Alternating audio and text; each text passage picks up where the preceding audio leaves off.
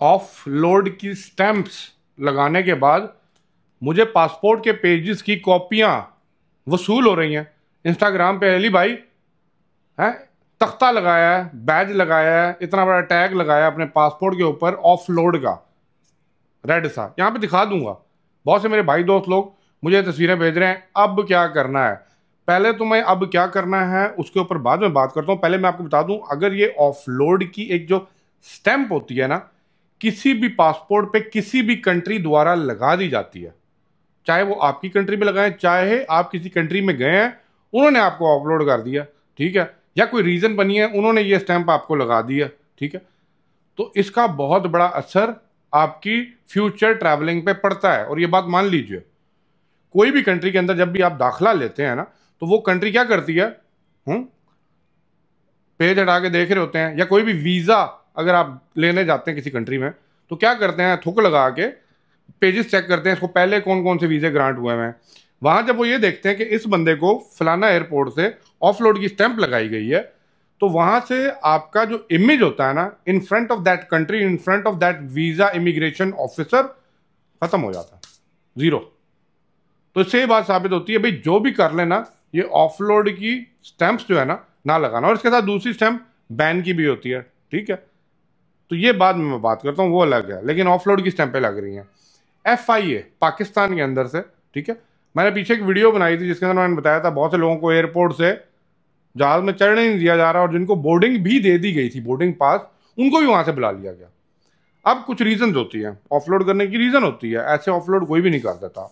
अब different points होते हैं, या हो सकता है आपका बैड क्रिमिनल कोई रिकॉर्ड है, ट्रैवल आपके ऊपर बैन है और आप पहुंच गए एयरपोर्ट पे अपना सामान लेके, डॉक्यूमेंटेशंस आपकी कंप्लीट नहीं है, ठीक है, जो चीज़ें मांगी गई हैं, फॉर एग्जांपल मैं बात करता हूँ, पाकिस्तान से लोग दुबई के लिए ट्रैवल कर रहे हैं, आपको पता है होटल बुकिंग, शो मनी, और आपका जो भी डॉक्यूमेंट्स हैं सारे, वीज़ा, रिटर्न टिकट, सब कुछ आपके पास है, इंश्योरेंस है, तो भाई अगर आप में इनमें से कोई डॉक्यूमेंट मिसिंग होता है और वो कहते हैं ना इमिग्रेशन ऑफिसर को ये लगता है, या बोर्डिंग करते हुए वो एरोप्लेन वाले स्टाफ को लगता है कि भाई इसके पास ये डॉक्यूमेंट्स नहीं है, दे ऑफलोड यू, या वो आपको साइड में बिठा देते हैं कुछ देर के लिए, फिर आपकी बातचीत करवाते हैं, एंड में ठप्पा मरवा देते हैं, इवन बोर्डिंग करने के बाद भी हो जाता है।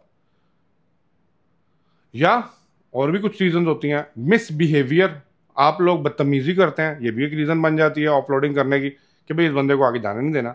या आपका सामान जो है उसके अंदर कुछ ऐसी चीज़ें, ममनू चीज़ें निकल आती हैं जो भाई अलाउ नहीं है, और आप फोर्स कर रहे हैं वो ले जाने के लिए, तो आपको ऑफलोड की स्टैंप लगा के साइड पे कर दिया जाता है ताकि आपके ऊपर इन्वेस्टिगेशन की जाए।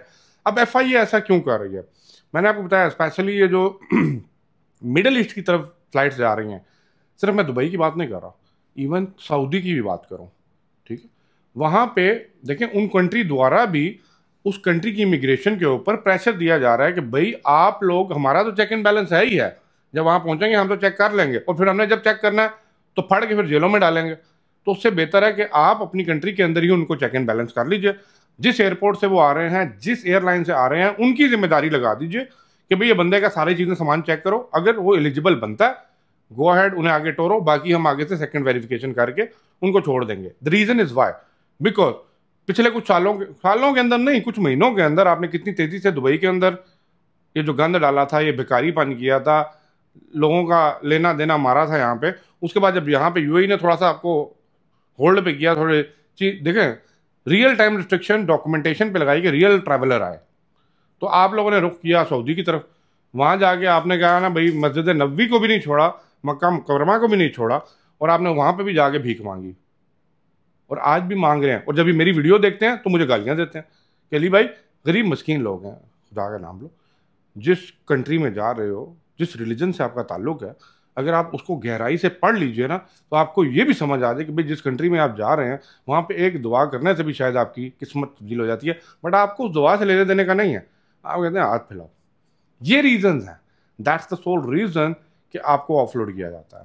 अब come to the main point, अभी भी बहुत तेजी से FIA वाले लोगों को ऑफलोड कर रहे हैं जी। इवन के वो रूल्स जो था ना कि भाई आपने वो सर्टिफिकेट लेके आना है, वो रूल वापस हो गया था, लेकिन फिर भी अभी क्रॉस चेक इतना ज़्यादा हो चुका है कि भाई हर पैसेंजर्स को चेक किया जा रहा है, either they have the documents to travel और नो।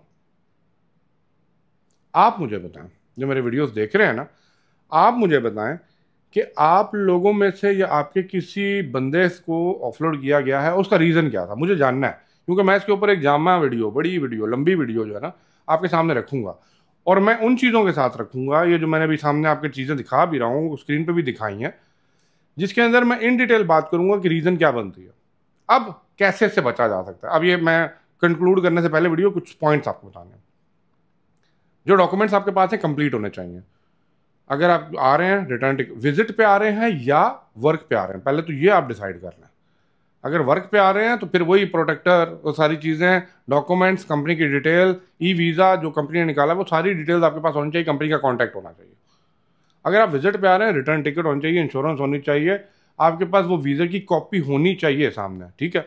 फिर अगर आपको कुछ स्पॉन्सर आगे कर रहा है, उसकी डिटेल्स होनी चाहिए, ये सारे डॉक्यूमेंट्स, और शो मनी भी होना चाहिए। ये सारी डॉक्यूमेंट्स मैंने आपको यहाँ पहले भी दिखाए हैं। कंप्लीट करने के बाद आए हैं। देखें, दूसरा ये होता है जब भी आप इमिग्रेशन काउंटर पे जाते हैं, बोर्डिंग करने जाते हैं, बी कॉन्फिडेंट। वहां जाके मातड़ बन जाते हो, तुम लोग बात ही नहीं होती किसी से। जब अगला पूछ रहा है कि भाई जाना किधर है, दंद कट रहे होते हो। ऐसे नहीं होता चाचू, ऐसे नहीं होता। तमीज से, तरीके से जब आप किसी बंदे को कॉन्फिडेंटली को जवाब देते हैं, तो भाई वो आपको आने देता है। तुसी ही पता नहीं क्या, मैं देख रहा हूं ये लोग कर रहे हैं। आप कहेंगे अली भाई मजाक बना रहे हैं, ये कर रहे हैं। Why you don't understand. और इस तरह की हरकतें जब अपनी कंट्री में करोगे, उनको तो पता ही है फारग है भाई, इसे कटो बाहर। अगर यही हरकतें चलो वहां से निकल आए, इधर करना स्टार्ट कर दी, तो फिर आपके साथ क्या होगा? फिर कहेंगे अली भाई अंदर से बाहर आने का तरीका आप बता दें। यार पहले आप खुद जान लीजिए कि आप ट्रैवल करने जा रहे हैं, क्यों करने जा रहे हैं। ये इस चीज का जवाब अगर आपको पता लग गया ना, तो वो कॉन्फिडेंस बंदे के अंदर आप ही आ जाता है। पर आप कहते हैं नहीं अली भाई, दंद ही कटेंगे वहां पे जाके। तो मेहरबानी, पहले हमारी रिस्पेक्ट जो है ना, लिविंग अब्रॉड कम हो चुकी है, आप लोगों की जलालत की वजह से ना कीजिए। रियल टाइम ट्रैवलर आए, कोई प्रॉब्लम नहीं है। रियल डॉक्यूमेंट्स के साथ आए, कोई प्रॉब्लम नहीं है। रियल डॉक्यूमेंट के साथ अप्लाई करें, कोई प्रॉब्लम नहीं है। वीज़ा लगेगा, 100% लगेगा उन लोगों का जो वाकई ट्रैवलर हैं, कोई प्रॉब्लम नहीं है। जो लोग जंतरबाज हैं, जिनकी नीयत में फतूर है, और जिनके ईमान इतने कमज़ोर हैं कि उनको मक्का मदीना में जाके भी भीख मांगनी पड़े, उन लोगों के लिए मैं 2 दफ़ा भी बोलूँ ना, समझ नहीं आएगी। क्योंकि ये एक माफिया, ये धंधा जो है ना, एक पूरा, वो कहते हैं ना, एक सरपरस्ती में चलता है। और ये मुझे बताने की ज़रूरत नहीं, मैं इसके ऊपर जितनी मैंने बात कर ली है, शायद किसी ने नहीं की हो। आपको क्या पता? मुझे लाजमी कमेंट बॉक्स में बताइएगा आप लोग क्या और जानना चाहते हैं, कि आप लोग क्या देख रहे हैं, और आप लोगों में से किसी को तो नहीं ऑफलोड किया गया। एनीवे, ये आज की वीडियो थी ऑफलोड के ऊपर। मुझे बताइएगा अगर कोई आपके साथ भी ऐसा का वाकया पेश आए, तो इंस्टाग्राम पे मुझे मैसेज कीजिए, मैं इसके ऊपर डेफिनेटली वीडियो बनाऊंगा। Thank you for watching video को। कर दीजिए, कर दीजिए, क्या मैं नहीं बोलूँगा, कर दीजिए। अल्लाह हाफ़िज़।